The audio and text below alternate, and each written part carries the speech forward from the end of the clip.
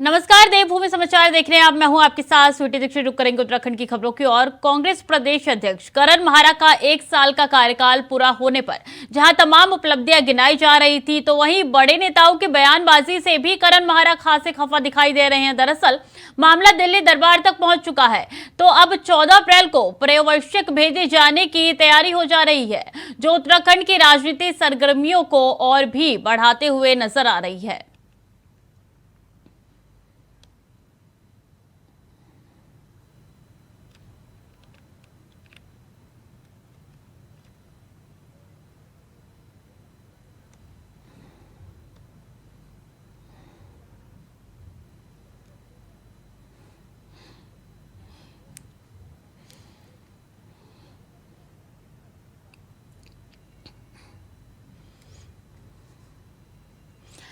इसी खबर पे सीएम धामी से हमारे संवाददाता ने एक्सक्लूसिव बातचीत की है। क्या कहा है, सुनवाते हैं आपको।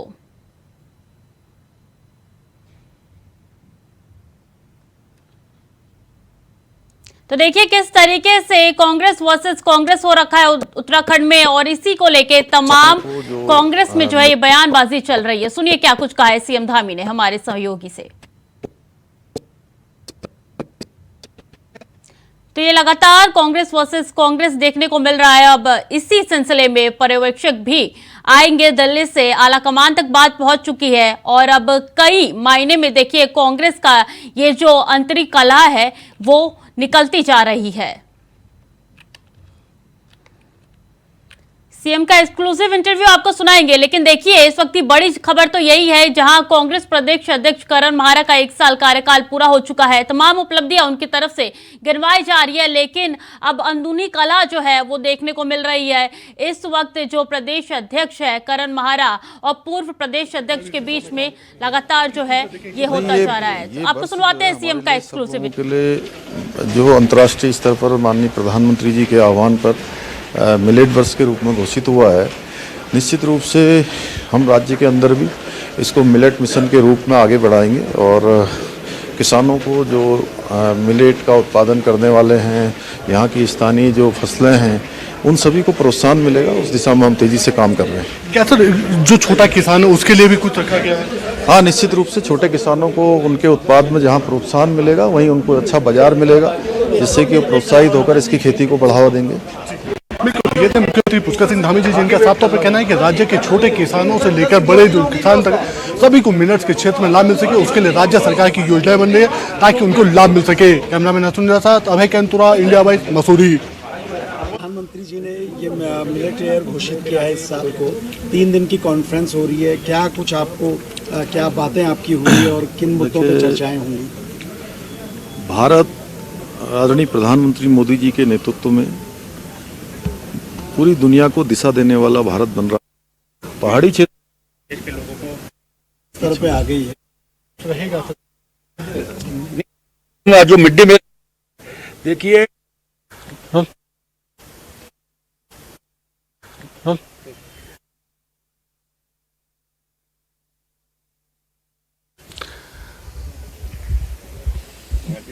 मोटे अनाज को प्रमोट करने के लिए उत्तराखंड में राष्ट्रीय कॉन्फ्रेंस का आयोजन किया गया। हमारे साथ बातचीत करने के लिए हैं कृषि मंत्री गणेश जोशी जी, तो बातचीत करेंगे। सर, 3 दिवसीय राष्ट्रीय कार्यशाला का आप लोग आयोजन यहाँ पर कर रहे हैं, किस प्रकार से मोटे अनाज को प्रोत्साहित करेंगे ताकि किसान भी लाभान्वित हो और लोगों की थाली में भी अनाज पहुँच सके? देखिए, सबसे पहले तो मैं देश के प्रधानमंत्री नरेंद्र मोदी जी का आभार करना चाहता हूँ। उन्हीं के प्रयासों से 2023 को इंटरनेशनल मिलेट घोषित किया गया है। ये यूएनओ के अंदर उन्होंने प्रस्ताव रखा तो 72 देशों ने उसका समर्थन किया, और अभी 18 मार्च को उसकी शुरुआत मोदी जी ने दिल्ली में की थी। 140 देश के प्रतिनिधि वहां पर आए थे, मुझे भी कृषि मंत्री होने के नाते वहां जाने का मौका मिला। और आज हमारी सरकार ने भी अपनी मिलेट्स की अलग पॉलिसी बना, मिलेट्स के लिए मिलेट्स मिशन बनाया, जिसके लिए 73 करोड़ की व्यवस्था माननीय मुख्यमंत्री जी ने बजट में की है। मैं उनका आभार व्यक्त करना चाहता हूँ। हमारी सरकार का संकल्प है कि जो 2025 हमारा राज्य 25 साल का होगा, हम मिलेट्स के उत्पाद को हम दुगना करेंगे। उत्तराखंड पहला राज्य है जिसमें मडवे का एमएसपी 35 रुपये 78 पैसे घोषित किया गया है। हम सीधा किसानों से उनके घर में जाकर मडवा खरीदेंगे। हमारे 6 लाख से अधिक बहनें स्वयं सहायता समूह के माध्यम से काम कर रही है। हमने कहा कि वो किसानों से उनसे एमएसपी खरीदेंगी, उनको 1.5 रुपये किलो इंसेंटिव हम देंगे। उसके 2 फायदे होंगे, जहाँ किसान को उसके उपज का सही दाम मिलेगा, वहीं जो लखपति दीदी बनाने का हमारा संकल्प है, हमने कहा कि 1.25 लाख बहनों को लखपति दीदी बनाएंगे 25 तक, तो 1.5 रुपये किलो इंसेंटिव उनको मिलेगा। उस दिशा में कदम होगा। लगातार इसके प्रचार प्रसार के लिए हम काम कर रहे हैं। अभी 2 भोज हमने एक सीएम हाउस में, एक भराड़ीसैंण में किया था, और 2 मिलेट्स के मेले हम एक देहरादून, एक हल्द्वानी में लगाने जा रहे हैं, जिनके माध्यम से लोगों को मोटिवेट कर रहे हैं कि आप मिलेट्स को उगाएं, मिलेट्स को कंज्यूम करें। इसकी लगातार हमारी सरकार काम कर रही है। गांव का जो छोटा किसान है, जो दूरस्थ क्षेत्रों में रहता है, उसका जो अनाज है वो पहुंच सके, उसके लिए क्या? नहीं, देखिए, हमने कहा ना कि हमारी जो समूह की बहनें हैं, हमारे 60,000 समूह चल रहे हैं, 6 लाख से अधिक बहनें गांव-गांव तक हैं। वो गांव में जाकर छोटे किसान से वहीं पर उसका मडवा खरीदेंगे, किसी पे 4 है, 5 है, 10 है, उसका हम 1.5 रुपये किलो उनको इंसेंटिव देंगे और घर घर गांव-गांव तक हम पहुंचेंगे। ये हमारा संकल्प है। ये थे कृषिमंत्री गणेश जोशी जी, जिन्होंने साफ तौर पर कहा है कि मोटे अनाज को प्रमोट करने के लिए राज्य सरकार की योजनाएं भी हैं। गांव-गांव घर तक से इस मोटे अनाज को लाने का काम किया जाएगा। महिला सहायता समूह, उनके माध्यम से इस मोटे अनाज को खरीदा जाएगा। सरकार इसके लिए पूरा काम कर रही है। कैमरामैन सुनील साथ अभय कैंतुरा, इंडिया वॉइस, देहरादून।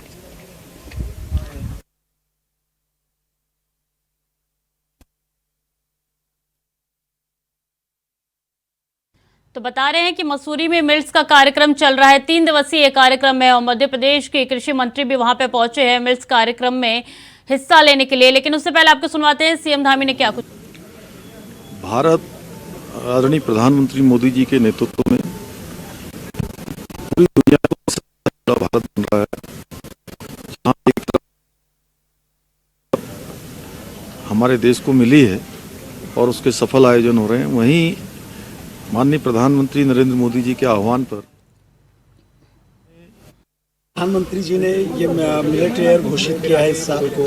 3 दिन की कॉन्फ्रेंस हो रही है, क्या कुछ आपको क्या बातें आपकी हुई और किन मुद्दों पर चर्चाएं होंगी?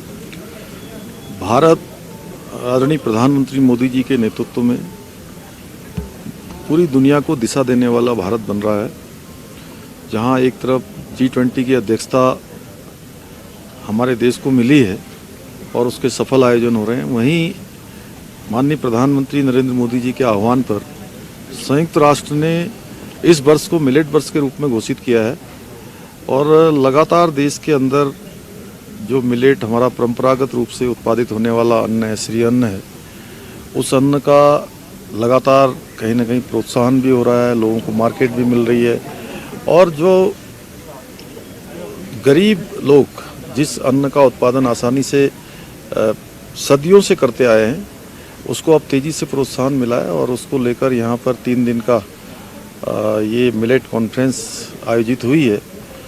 इसमें देश भर से हमारे कृषि क्षेत्र के हमारे तो मिलेट्स का कार्यक्रम चल रहा है। 3 दिवसीय कार्यक्रम है जो कि मसूरी में चल रहा है। लेकिन वक्त हो चला है छोटे से ब्रेक का, जल्द लौटेंगे। ब्रेक के बाद एक बार फिर से स्वागत है आपका। खबरों की ओर रुख करेंगे। कांग्रेस प्रदेश अध्यक्ष करण महारा का 1 साल का कार्यकाल पूरा होने पर जहां तमाम उपलब्धियां गिनाई जा रही थी, तो वहीं बड़े नेताओं की बयानबाजी से भी करण महारा खासे खफा दिखाई दे रहे थे। दरअसल मामला दिल्ली दरबार तक पहुंचा तो अब 14 अप्रैल को पर्यवेक्षक भेजे जाने की तैयारी हो रही है, जो उत्तराखंड की राजनीतिक सरगर्मियां को और भी बढ़ाता हुआ नजर आ रहा है।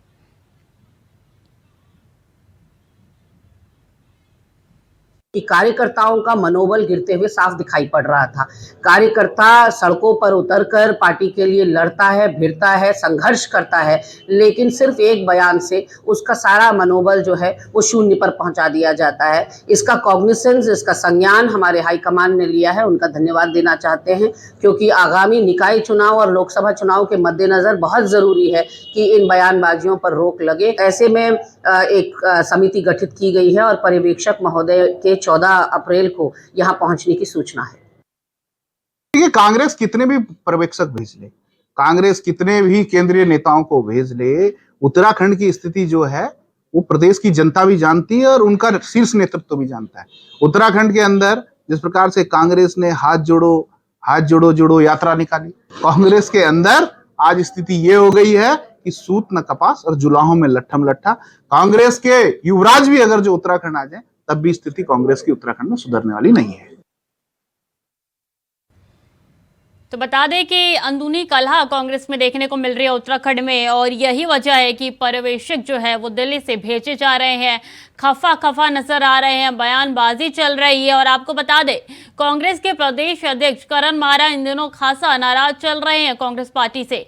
एक पूर्व अध्यक्ष और एक अध्यक्ष दोनों के बीच में अंदरूनी कलह देखने को मिल रही है। बयानबाजी से करण मारा जो है वो परेशान हो चुके हैं और इसीलिए अब पर्यवेक्षकों को भेजा जा रहा है। और ये पहली बार नहीं हुआ है, जब पीसीसी और एआईसीसी के अध्यक्ष भी जब चुने जाने थे और जब उसके भी कार्यकर्ता चुने जाने थे, तब भी ये खासी नाराजगी देखने को मिली थी। अंदरूनी कलह उत्तराखंड से सामने आई थी और एक बार फिर से यही नज़ारा उत्तराखंड में देखने को मिल रहा है। और आपको बता दें कि CWC के सदस्य जो है वो पर्यवेक्षक के रूप में उत्तराखंड भेजे जा सकते हैं। इसमें YLPL पुनिया और मोहन प्रकाश जोशी भी नजर आ सकते हैं, जो कि खुद CWC के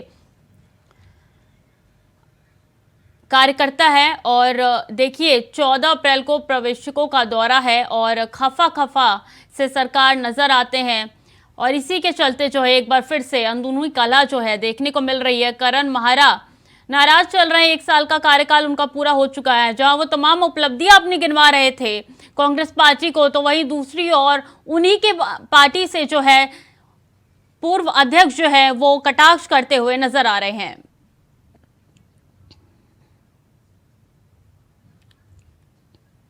और उत्तराखंड कांग्रेस आगामी लोकसभा चुनाव और निकाय चुनाव के लिए तैयार है। इसके लिए पार्टी की तरफ से क्षेत्रीय प्रभारियों का चयन भी कर लिया गया है। साथ ही चुनाव में संभावित दावेदारों को अभी से ही अपनी तैयारी करने के लिए पार्टी की तरफ से हरी झंडी दे दी गई है।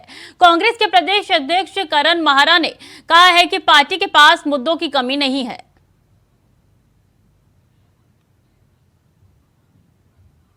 हम तैयार हैं उसके लिए। हमारे प्रभारी क्षेत्रीय प्रभारी बन चुके हैं और पार्टी इंटरनल सर्वे भी करा रही कि कौन सा कैंडिडेट मुफीद रहेगा जिसको हम वहाँ चुनाव लड़ाएं। और मुझे लगता है कि इस बार जनता लोकसभा के चुनाव में कांग्रेस को साथ देगी, समर्थन देगी, आशीर्वाद देगी। उत्तराखंड कांग्रेस को लेकर बीजेपी प्रदेश अध्यक्ष महेंद्र भट्ट ने बड़ा बयान दिया है और कहा है कि राज्य के लिए बड़े दुख का विषय है कि इस समय विपक्षी पार्टी कांग्रेस मुद्दा विहीन हो चुकी है। बीजेपी प्रदेश अध्यक्ष महेंद्र भट्ट ने कहा है कि अगर सजग विपक्ष होता है तो फिर राज्य में विकास और तेज होता है, साथ ही सरकार की कमियां भी उजागर होती है, लेकिन उत्तराखंड में ऐसा नहीं है।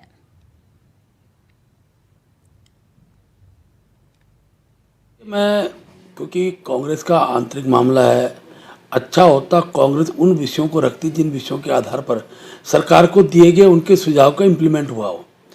मुख्य रूप से पूरा वर्ष भर आंतरिक द्वंद्व से कांग्रेस जूझती रही। तो आशा यही है कि जब आंतरिक द्वंद्व होता है उसके पीछे कारण क्यों नहीं होता है कि जो इश्यूज होते हैं, जो जनता से जुड़े मुद्दे होते हैं, जब उन मुद्दों का खरास हो जाता है, वो मुद्दे किसी दल पर रहते नहीं हैं। और भाई हमारे लिए भी दुर्भाग्यपूर्ण स्थिति कि मुख्य विपक्षी दल है आज मुद्दा विहीन इस राज्य के अंदर बन गया। तो वो उस रूप में इन सब घटनाक्रमों को जो उनके दल में घटित हुए, इतने लोगों ने पार्टी छोड़ी, आज भी लगातार छोड़े, उससे उपलब्धि मान रहे हैं, तो मुझे इसमें कुछ ज़्यादा अपनी टिप्पणी करनी नहीं।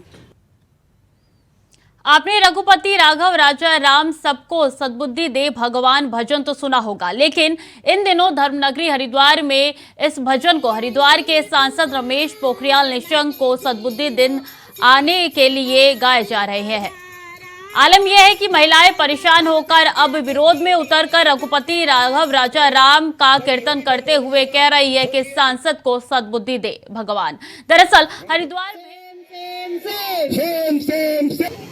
हमारी तो मांग है कि स्कूल चलता रहे, क्योंकि 2 साल से एडमिशन ले नहीं रहे फर्स्ट के अंदर और इस साल भी लिया नहीं है और चांसेस 11th में एडमिशन लेंगे इसके भी उनको श्योरिटी नहीं दी है। तो शायद इनका मकसद छिपा हुआ यही है कि स्कूल को बंद ही करने जा रहे हैं। अल्टीमेटली जब बच्चे रहेंगे नहीं, एडमिशन लेंगे नहीं, तो अल्टीमेटली स्कूल बंद होना है। तो हम पूरी कोशिश करेंगे और हमारी कोई सरकार से लड़ाई नहीं है, कोई नहीं है, लेकिन बस हमें अनशन पर बैठना है। कोशिश ये करेंगे हमारी सरकार मान ले, सांसद जी बात मान ले। सांसद साहब से हम तो पहले भी कई बार मिले, लेकिन उन्होंने माना नहीं है। क्या किया ये तो हम जानते नहीं है, बट हमारी पूरी कोशिश ये रहेगी कि उन्हें हमारी बातें माननी चाहिए। आज धरने पे बैठे हुए हैं केंद्रीय विद्यालय को बचाने के लिए। ये कहा गया है कि अफोर्ड नहीं कर सकती केंद्रीय विद्यालय को, तो हम ये कहते हैं कि BHL गवर्नमेंट को वो रिटर्न में दे दे लिख के कि हम चला नहीं सकते। और हमारी प्रशासन से यही है डिमांड कि वो हमारे स्कूल को सिविल में डाल दें, स्कूल को चालू रखें और फर्स्ट क्लास के में एडमिशन शुरू कर दें। नहीं मांगे तो हम धरने पे बैठेंगे, अनशन करेंगे और जहाँ तक हो जगह जगह जल से निकालेंगे, चाहे कुछ भी हो। हमें ये सिविल में डरवाना स्कूल, इसलिए हम ये चाहते हैं कि केंद्रीय विद्यालय किसी भी हालत में बंद ना हो। हमारी नरेंद्र मोदी जी से और शिक्षा मंत्री धर्मेंद्र प्रधान जी से यही रिक्वेस्ट है, हाथ जोड़ के रिक्वेस्ट है कि स्कूल किसी हालत में बंद ना हो। अंकल, हमारे स्कूल बंद होने जा रहे हैं तो हमें उसे बंद नहीं होने दे रहा है, फिर भी हम उसकी कोशिश में लगे हैं। पर अभी हम यहाँ पे धरने पे इसलिए बैठे हैं कि हमारा स्कूल बंद ना हो। जी अंकल, हम दिन रात बैठे रहेंगे अगर स्कूल बंद हो। चारधाम यात्रा से पहले नकली खाद्य पदार्थों के माफिया सक्रिय होते जाते हैं, जिसको देखते हुए अब की बार पहले से ही खाद्य सुरक्षा विभाग अलर्ट मोड पर बना हुआ है। चारधाम यात्रा के दौरान हरिद्वार में आने वाले श्रद्धालुओं को मिलावट खोरों से बचाने के लिए खाद्य सुरक्षा विभाग लगातार छापेमारी कर रहा है। वहीं खाद्य सुरक्षा विभाग को बड़ी सफलता सुबह हाथ लगी जब दिल्ली नंबर की एक कार में 6 क्विंटल के करीब संदिग्ध पनीर खाद्य सुरक्षा विभाग के अधिकारियों के यहां पकड़ा गया। आपको बता दें कि यात्रा सीजन को लेकर उत्तराखंड में नकली खाद्य पदार्थों की खेप पहुंचने की लगातार सूचना मिल रही थी, जिसको देखते हुए खाद्य सुरक्षा विभाग अलर्ट मोड पर लगातार बना हुआ है। चारधाम यात्रा सीजन के दौरान हरिद्वार में लाखों श्रद्धालु आते हैं। ऐसे में मिलावटखोरों को अपनी चांदी बनाने का मौका मिल जाता है, क्योंकि जिस क्वांटिटी में दूध, दही और पनीर हरिद्वार में चाहिए होता है उसकी डिमांड पूरी नहीं हो पाती है। ऐसा में मिलावटखोर सक्रिय हो जाते हैं।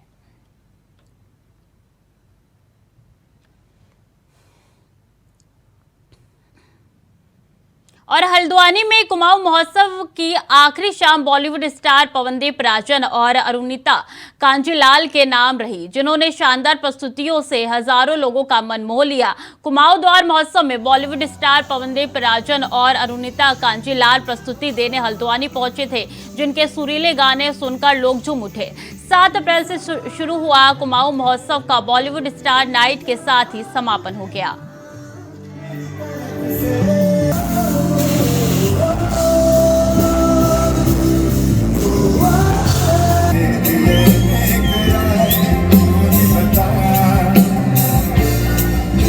पहले तो मैं थैंक यू कहना चाहूँगा कि उत्तराखंड में ऐसा महोत्सव हुआ और हमें अपने घर में ही परफॉर्म करने का मौका मिला और आप लोग ने मौका दिया कि यहाँ आके आप सभी लोगों के सामने लाइव परफॉर्म करें। हम बहुत टाइम से इंडियन आइडल के बाद बहुत पूरे दुनिया में घूम रहे हैं, पर अपने घर आने का मौका बहुत देर बाद मिला, तो बहुत अच्छा लगा। और यहाँ पे आज परफॉर्मेंस देके बहुत खुशी हो रही है। और अभी तो मेरी बारी आने वाली है, अभी अरुणिता जी गा रही हैं। यही है कि सबको मेहनत करनी पड़ेगी और कोई दूसरा ऑप्शन नहीं है। सबको किसी भी क्षेत्र में है तो प्रैक्टिस करना है बहुत ज़्यादा। तो घर आ रहा हूँ सोच रहा था, शो भी नहीं लग रहा था मुझे तो, क्योंकि चंपावत यहीं से जाते हैं तो बहुत अच्छा लग रहा है और बहुत खुशी हो रही है सर। और ऋषिकेश बद्रीनाथ NH हनुमान चट्टी के पास अवरुद्ध पहाड़ी से चट्टान आने से हुआ राजमार्ग अवरुद्ध। इन दोनों सड़क चौड़ीकरण का चल रहा है कार्य। राजमार्ग 2 दिन बाद खुलने की उम्मीद है। बड़ी जानकारी आपके साथ साझा करें। पहाड़ी से चट्टान आने से हुआ राजमार्ग बंद और आपको बता दें चौड़ीकरण का काम चल रहा है, जिसकी वजह से ये बंद हो गया है राजमार्ग और कुछ दिनों बाद ये राजमार्ग जो है उसको खोला जाएगा। तो Rishikesh Badrinath NH national highway हुआ है अवरुद्ध। राजमार्ग 2 दिन बाद खुलने की उम्मीद है।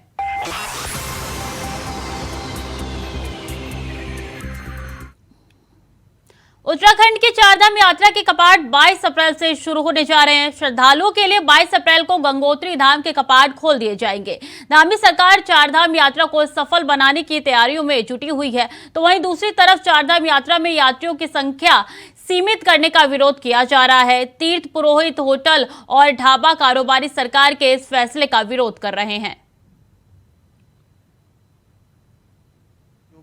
चारधाम यात्रा पर आने वाली चुनौतियां हैं, उन चुनौतियों से किस प्रकार से हम ठीक प्रकार से उनका समाधान कर पाएं। जिस प्रकार से यात्रा के नियम होते हैं, VIP यात्राओं के जो नियम हैं, उन नियमों का सभी को पालन करना चाहिए। और स्वच्छ उत्तराखंड है और यहाँ की आबो हवा पूरे देश के अंदर, दुनिया के अंदर जाती है, यहाँ का पानी जाता है। तो यात्रा में जो भी आए तो अपनी अपने जो भी उनकी स्वच्छता से लेकर तमाम प्रकार की चीज़ें हैं और यात्रा के अपने नियम हैं। यहाँ पर सभी लोग यात्री। देखिए, इससे केवल हमारे कारोबारियों का नहीं, हमारे प्रदेश का प्रचार प्रसार भी इसके माध्यम से होता है। देश विदेश के लोग इस यात्रा में आते हैं और आस्था में आप किसी को कैसे रोक सकते हैं। एक गरीब आदमी, जब भी लाइन लगती है, क्यों लगती है, गरीब आदमी ही सबसे पीछे होता है। गरीब आदमी के हक मारे जाते हैं। जब लिस्ट बनती है इस तरीके से, प्राथमिकता गरीब आदमी को नहीं मिलती। और वो जो गरीब आदमी जो ईश्वर का असली भक्त है, उसको कैसे मौका मिलेगा ऐसे में। और सरकार को इस बात का ध्यान देना, व्यवस्थाएं करनी चाहिए। चाहे कितने भी पिलग्रिम्स आएँ, उन सब की व्यवस्था ठीक से सरकार को करना चाहिए, उनकी ये जिम्मेदारी बनती है। फिलहाल के लिए देवभूमि समाचार में इतना ही। खबरें लगातार जारी है, बनी रहिए इंडिया वॉइस के साथ।